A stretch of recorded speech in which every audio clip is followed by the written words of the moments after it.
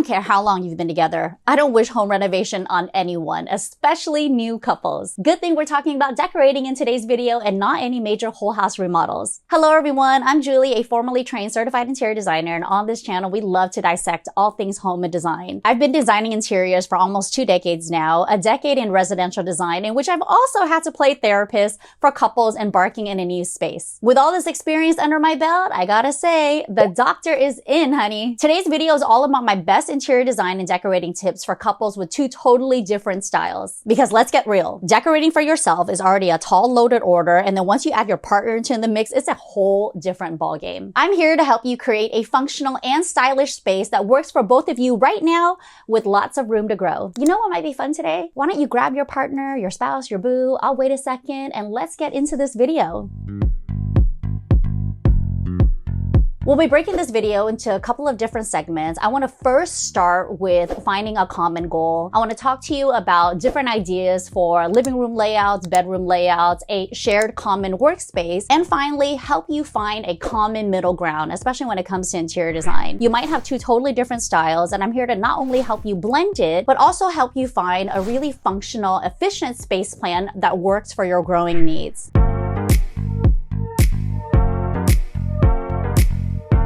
Once you're in a shared space, blending styles, preferences, and needs can get tricky. You first have to isolate the things that work for you as a single before we get into the mixing and matching, your key furniture needs, space planning 101, understanding what works, removing what doesn't, optimizing what's left. If you're coupled and you're starting with a fresh design, my best advice is to focus on your common goals. Designing can be such an emotional process because there's so much change and money involved. You're switching things up, you're buying furniture, you're making countless design decisions, you're solving problems, and you're spending money. Setting expectations ahead of time is so important to keep everyone happy. Okay, so now how do we figure out what works? You have to decide ahead of time what your objective is. Which room are we tackling first? Are we doing just little decoration? Are we renovating the kitchen? If it's a really quick refresh or even like a complete remodel, you have to make sure that you're on the same page going into it. Unexpected meltdowns are going to happen during this entire process.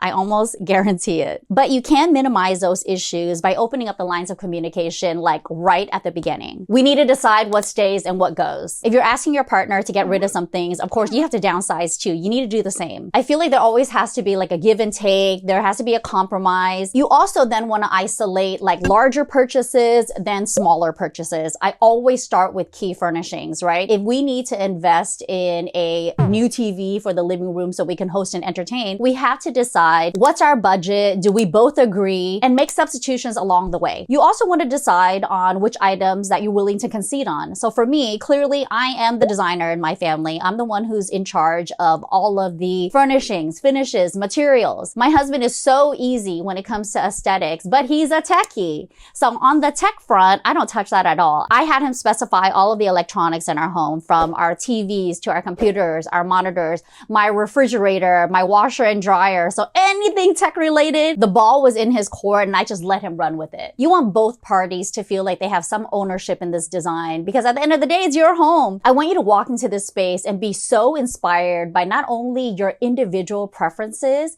but your style as a couple that it just becomes this home filled with like love and growth. Don't confuse your relationship issues with design dilemmas that are going to arise down the line. You're going to be spending a whole lot of time together making these decisions. You know, you might even embark on like a DIY project, like painting the living room walls. Now, once that starts happening, I don't want you to confuse your relationship issues with these design dilemmas. You know, a color can come out wrong. It might be a wrong finish. And then all of a sudden you're arguing about what you're going to feed the kids for dinner. You know, like try to keep it separate. Try to keep the design separate from the relationship. Let's talk about decorating for 2 totally different styles in the bedroom.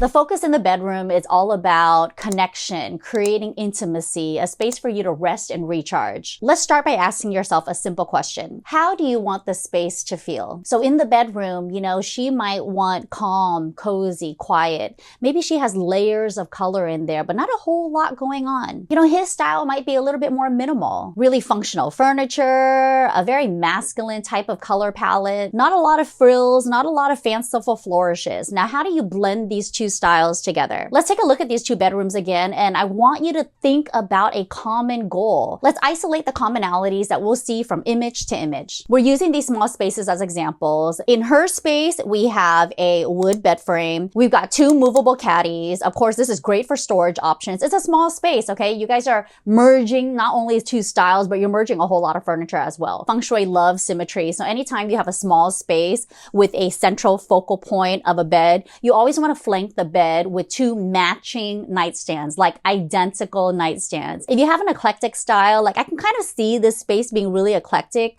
with the asymmetrical artwork. I really love that. But that pattern quilt, that color blocked quilt gives me insight into the colors and the vibe that she would really go for. So now let's look at his space, and we're dissecting this very simple bedroom. We've got an upholstered bed here. We have wood matching nightstands, two cute little wall sconces, almost like bedside reading lamps. And they actually both have that in common. So I love that. I love the idea of freeing the nightstand of a table lamp. So let's say that's one thing down the line. If you're optimizing lighting in a space, you can focus on the lighting that you have in common instead of focusing on things like, oh, she might not like the color blue. I hate this blue accent wall. Don't think about that. Let's talk about key functionality first.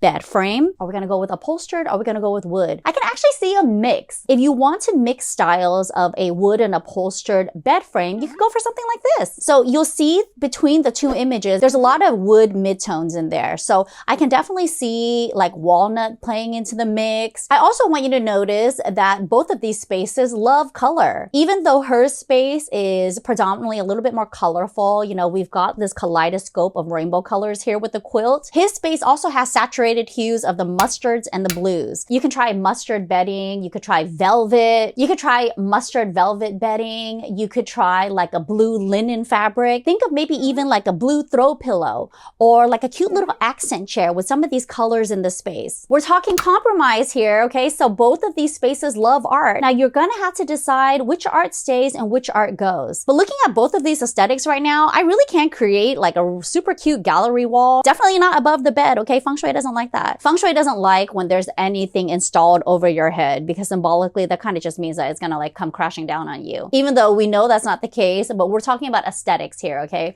Blending these two styles, focusing on the colors that you love, the materials that vibe in the space is really gonna help you blend and merge these two styles really effortlessly. The bedroom is a shared sanctuary for couples. So after you decide on a common bed frame, investing in a high quality mattress, you really wanna isolate the things that are going to make the space even more functional. You need storage solutions like a dresser, nightstands, maybe even a wardrobe or a cabinet if you don't have a closet in the space. This is the perfect time for you to mix and match these disparate styles so you can blend them together. Maybe he has a dresser set and you have a nightstand set. You can break them up and then blend them together in the space. They don't look matchy-matchy, but they do look cohesive. The woods don't even have to match. Remember what we always say about nature, okay? I want you to step outside and look around. There is no two wood tones that are identical, yet everything is bountiful. After we get those key pieces down, now it's time for the fun aesthetics. You have your bedding, you have your window treatments, you can optimize lighting. You can even think about incorporating a cozy little seating area in the bedroom if you have space for it. Let's move on to the common areas where we gather, live, and play.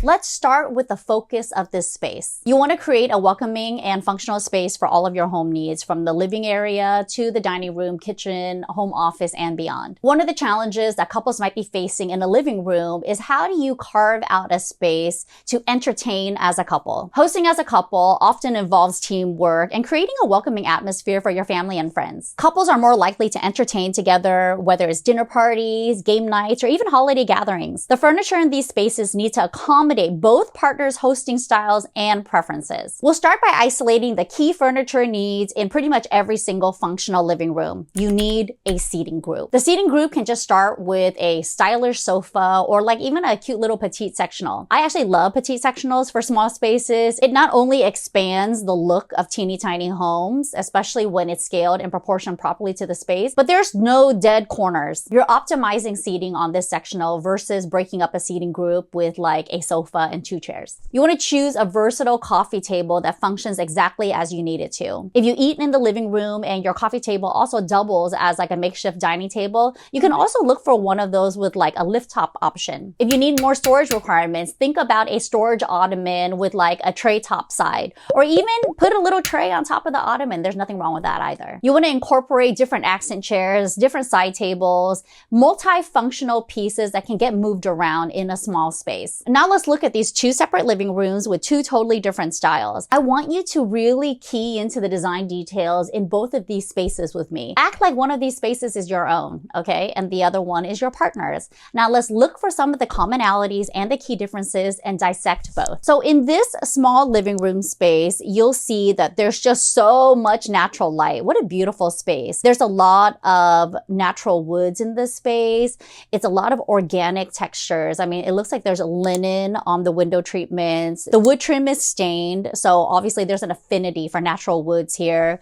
This red velvet Chesterfield is like the statement sofa in the space. So she's not afraid of color at all. I mean, she almost even has like a boho type vibe with this shaggy area rug carpet underneath. This space, I mean, actually feels luxe because there's a lot of natural materials in here. There's a natural marble or stone coffee table, which is really beautiful. But if you're isolating the colors, it's a fairly neutral palette with this like bold statement red. But everything looks very comfortable, very lived in, and almost has like a very heirloom quality to it. Let's look at his space. His space is minimal. We've got a super comfortable leather sofa here. This is one of those things that's like, I can see them fighting about this, right? Who gets to keep the sofa? The deep, loungy, super comfortable leather piece, or the really classic red Chesterfield? I mean, I actually love both. I would probably make a case to keep both of them in the space. But besides that, let's isolate some of the other key design features that are predominant in his home. We've got some artwork on the walls. We have a patterned rug underfoot. You have black metal. You have some woods in here,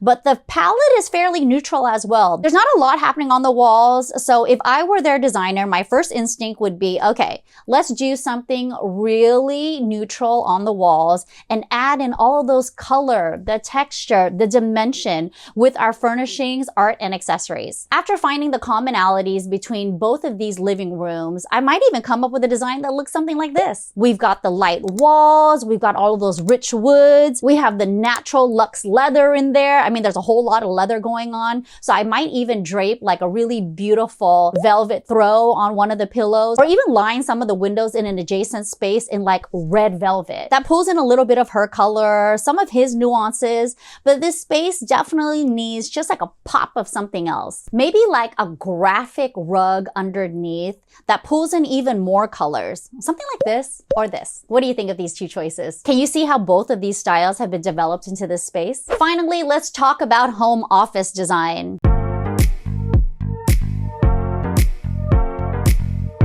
The focus here is designing a productive and inspiring workspace for couples. With the rise of remote work, many couples share a home office or a common workspace. This segment is all about space planning ideas. Most of you have challenges with layouts in a teeny tiny space. How do you get 2 workstations in there? What if you have dual monitors? What about Feng Shui in the command position? I want to address your needs for key furniture pieces, optimizing the layout, and really highlighting the importance of creating a cohesive space that is inspiring for both people to work at. You need to invest in an ergonomic chair and a desk for like long work hours. If you're short on space, I also want you to think about sourcing multifunctional furniture. Maybe a foldable desk or even a bookshelf that has a built-in desk. Always think about vertical height in a small space. Incorporate storage solutions like built-ins, wall mounts, filing cabinets, or even floating shelves, which is a personal favorite for me. And once you've kind of checked off all of those key furniture pieces, now it's time for you to inject your personality into the space. Let's take a look at some of my favorite layouts that optimize a shared workspace for 2 people. In a home office, it's really important for you to be in a command position according to Feng Shui. The command position in a home office environment literally just means that you can see who's coming in and out of the entry door, okay? So it doesn't mean your back is faced towards the entry door. It doesn't mean the entry door is kind of like side swiping you. There is a layout that will optimize this for 2 people in a shared space, and it looks just like this. You always have to start by figuring out how much equipment do you have. If you guys don't have a whole lot of stuff, maybe maybe a simple ledge will do. But for myself and my husband, during our college years and then even working remotely from home, we needed 2 monitors each. I backed my desk up to his desk, identical desks, so of course the footprint's exactly the same. We had dual monitors, we're kind of facing each other, and we both had a visible eye line to the front entry door. I mean, bonus points, we also had a really beautiful window next to us to let in all of that natural light, but you might not have that condition. And if you have that, that's wonderful. You can add color and life into the space by choosing a window treatment that really speaks to both of your aesthetics. This is also a really great setup if you have kids that are working in the same space as well. So it's not just for couples in a shared space. So you kind of see how this little room, this almost looks like a study room for students, but I could see a couple being in here as well. Here's what I don't like. I don't like when you have these 2 desks and they're facing the walls. I mean, clearly this is a larger space. One is kind of like facing an open aisleway, but your backs are to each other. No one is in command here, especially when the other person is kind of like peekaboo, trying to see what's happening on your screen over there. Like, I don't like that feeling. It's like you're constantly being watched. Okay, so I'm gonna say nix this layout, not into this at all, and do something like this. You know, doesn't this just feel good? Doesn't it feel nice? There's no hierarchy. Both people are exactly equal. It's such a pretty space too. I love the wallpaper. I love the built-ins. We've got these ergonomic chairs. We have a functional desk. You always have to optimize the space first by figuring out your basic needs, okay? Don't go bigger when you don't need to, but also don't skimp when you do need the space. To me, this is probably one of my least favorite layouts. I hate having a desk that's facing a wall. I mean, I'd much rather face a window, obviously. But once you face the wall, you're not in a command position. You're just looking at like a blank wall. You might have a mood board in front of you. You might have a monitor. But to me, it's just like you're totally blocked. The energy is stale. Try freeing this space up, floating the desk in space, and optimizing it so that everyone is in a command position. You can flank desks right next to each other. You can face them side by side. If you have a space like this where you want an L-shaped configuration, I mean, I love the way this looks. I think it's really beautiful. But only if the entry door were on this wall instead of this wall. Because then at least one person will be in a command position because we can't win them all. And my final advice when you're decorating for 2 totally different styles is to take it slow.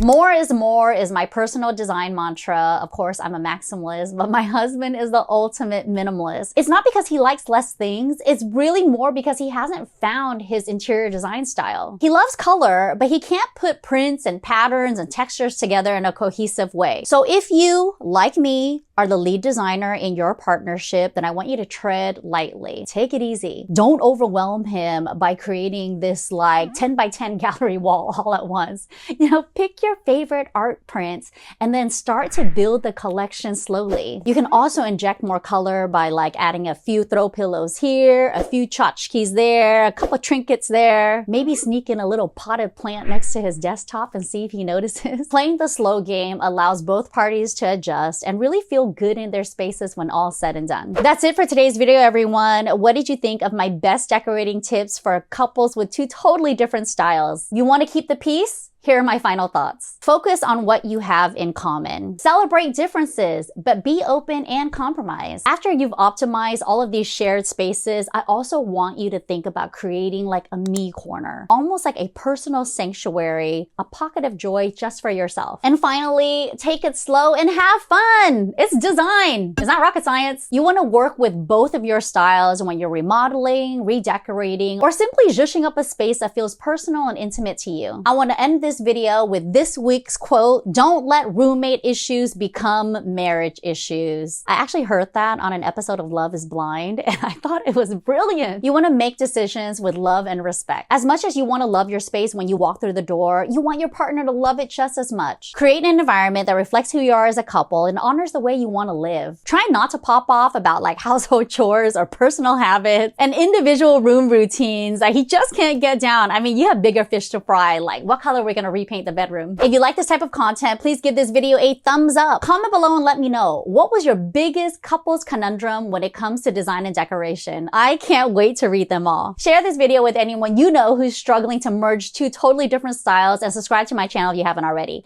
Click that little notification bell to be notified of new videos that we drop on the channel every single Sunday. Coming up in the next couple of weeks, we've got decorating with red and my primary bedroom reveal. Putting the finishing touches on it. It's coming up soon. If you love this video and you want more content just like this, definitely check out this video. I'm going to link right here. It's how to define your own interior design style. We probably have to start there before we start talking about blending styles, right? Thank you so much for watching, everyone. I'll see you next week.